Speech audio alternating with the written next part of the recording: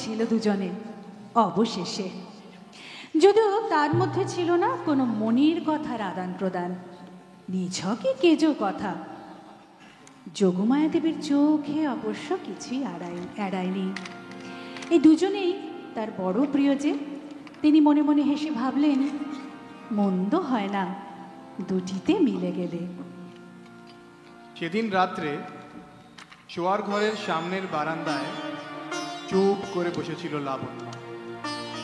সারাদিনের ঘটনা প্রবাহ বোঝার চেষ্টা করছিল সে। যোগমায়া দেবীর প্রচ্ছন্ন সম্মতির ভাব বুঝতে পেরেছিল সে ও অমিত দুজনেই। এখন সেই সব কথাগুলি একান্তে বসে গুছিয়ে নেবার চেষ্টা করছিল লাবণ্য। এমন সময় মনে হলো খুব কাছে কোথাও একটা মাতাল করা বাঁশির সুর ভেসে আসছে।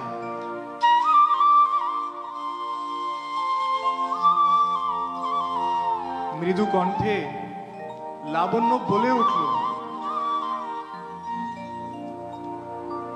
ওই বাঁশি স্বর তার আসে বারবার, সেই শুধু কেন আসে না?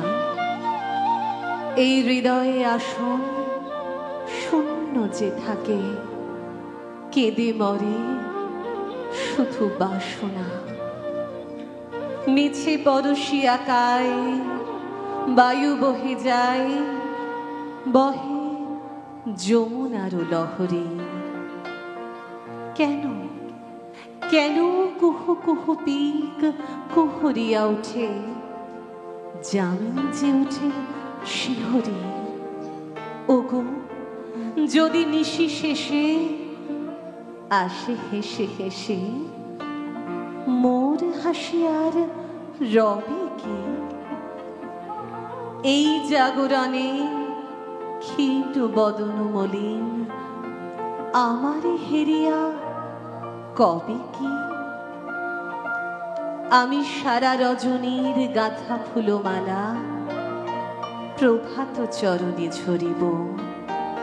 ওগো আছে সুশীতল যমুনার জল, দেখে তারে আমি মরিব।